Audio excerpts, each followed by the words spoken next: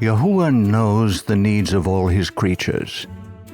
In his love, he has provided specifically for each one. Yahuwah knew that man should not work continuously without interruption. Knowing our weakness and our need to rest, as well as our need to obey, he segmented or divided time. The shortest segment of time is the day, divided by daylight and darkness. The next segment of time is the lunation of the moon. After that comes the 4 seasons, the summer and winter solstices, and spring and fall equinoxes that divide a solar year. These segments of time are out of the hands of man, being under the direct control of the Creator and governed by the movements of the heavenly bodies. Then Elohim said, "Let there be lights in the firmament of the heavens to divide the day from the night, and let them be for signs and seasons and for days and years." And it was so. Each lunation was to be segmented by 4 Sabbaths, 6 work days, with worship on the 7th. Remember the Sabbath day to keep it holy. 6 days shalt thou labor and do all thy work, but the 7th day is the Sabbath of Yahuwah thy Elohah. For in 6 days Yahuwah made heaven and earth, the sea and all that in them is, and rested the 7th day. Wherefore Yahuwah blessed the Sabbath day and hallowed it.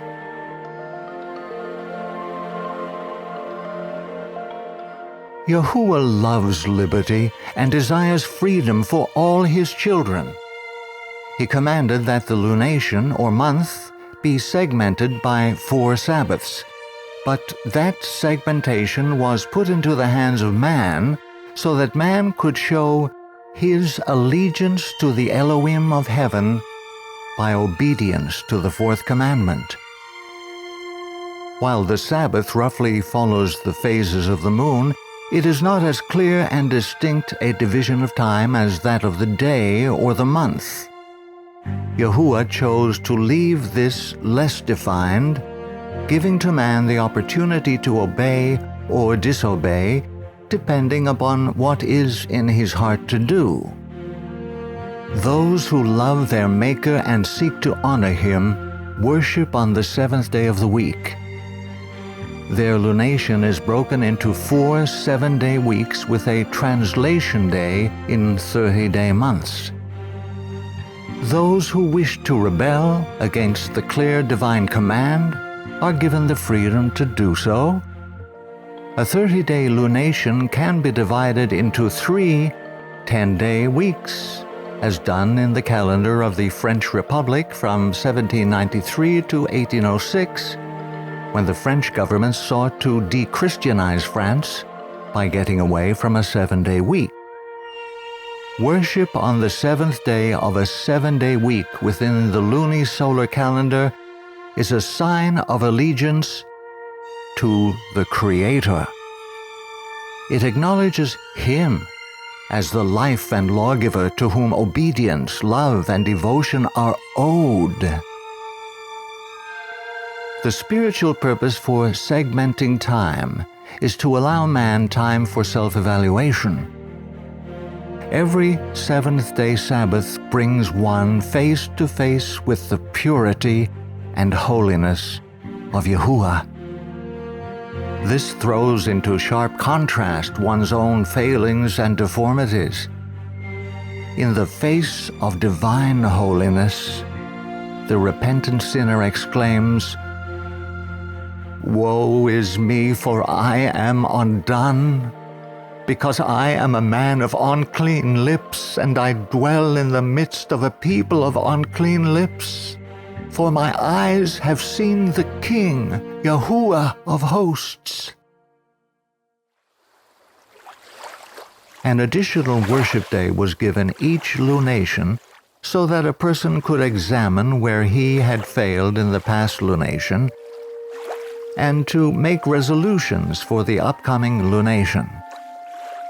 This worship day is New Moon Day on the first of every month and comes before the work week, which starts on the second of the month. New Moon Day is a time to meditate and consider one's spiritual status. How did it go in the past lunation? What do I want to do differently to bring my will and my life more in line with the will of my Creator? It is a time to seek forgiveness for past failings and help for the coming month. A prayer journal can be very useful when updated every new moon. People make New Year's resolutions, but they seldom keep them more than 1 or 2 months.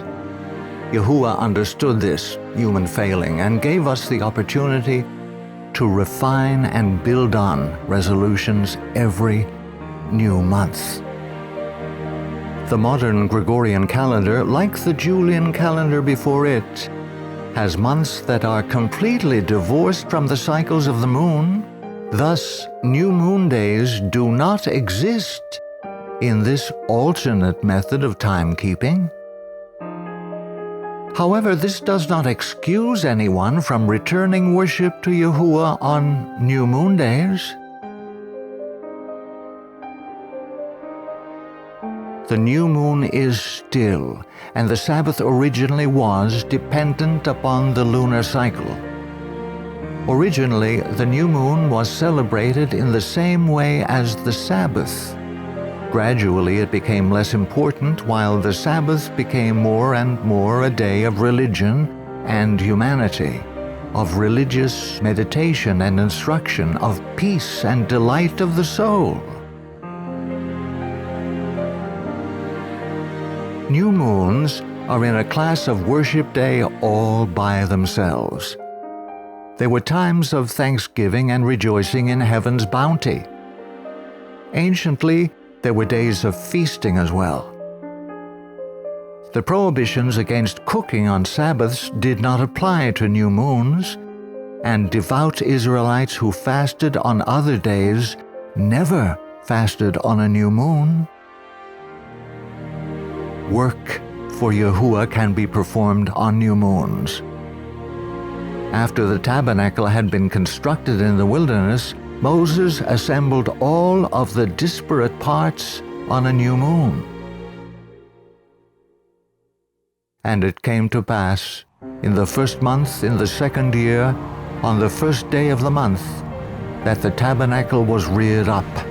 And Moses reared up the tabernacle, and fastened his sockets, and set up the boards thereof, and put in the bars thereof, and reared up his pillars.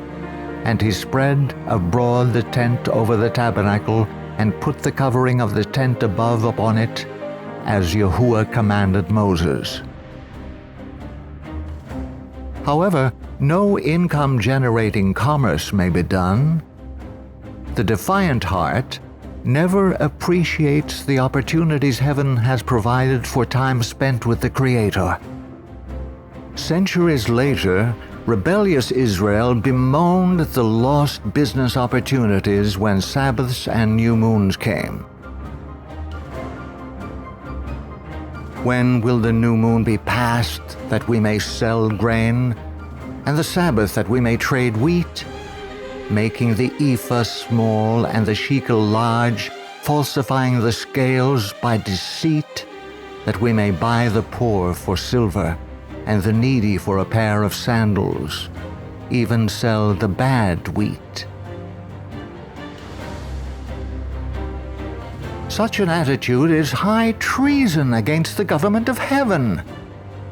New moons, like seventh-day Sabbaths, are times of holy convocation, and the rejection of these holy days was directly responsible for Israel's overthrow by Assyria. The very next verses state, Yahuwah has sworn by the pride of Jacob, surely I will never forget any of their works. Shall the land not tremble for this, and everyone mourn who dwells in it? While Yahuwah graciously winks at times of ignorance, knowing disobedience is treated as the rebellion that it is. Israel's worship degenerated into a form that had no spiritual value whatsoever. Yahuwah rejected Israel's worship, stating, I despise your feast days, and I will not smell in your solemn assemblies. Though ye offer me burnt offerings and your meat offerings, I will not accept them, neither will I regard the peace offerings of your fat beasts.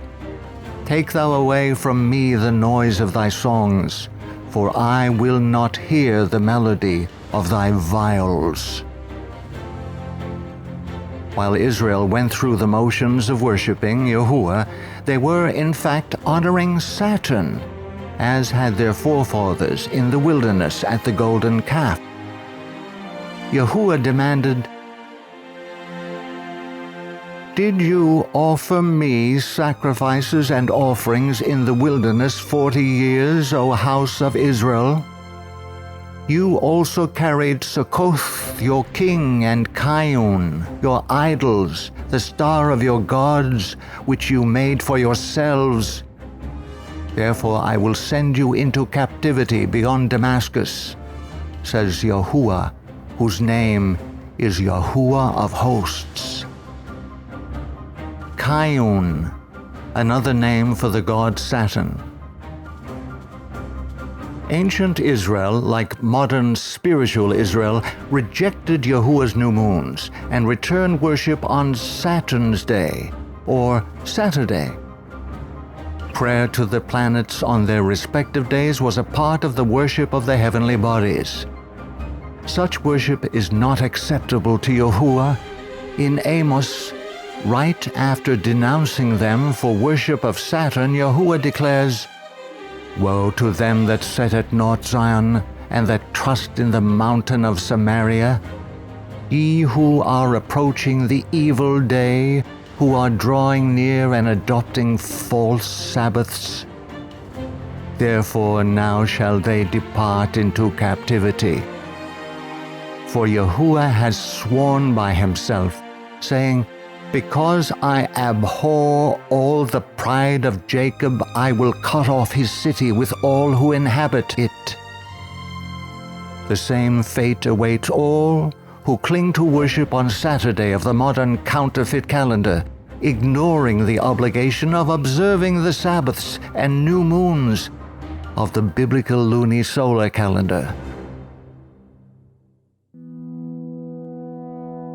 Worship on all the Sabbaths or rests of Yahuwah is the distinguishing mark that sets his people apart. Moreover, also I gave them my Sabbaths to be a sign between me and them, that they might know that I am Yahuwah that sanctify them.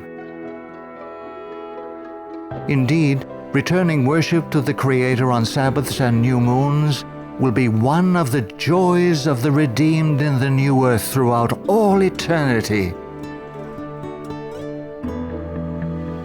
For as the new heavens and the new earth which I will make shall remain before me, saith Yahuwah, so shall your seed and your name remain. And it shall come to pass that from one new moon to another, and from one Sabbath to another, shall all flesh come to worship before me, saith Yahuwah. Commit now to worshiping Yahuwah on all his holy rests, Sabbaths, new moons, and annual feasts. Untold joys await those who seek fellowship with him, in whom all the fullness of life dwells.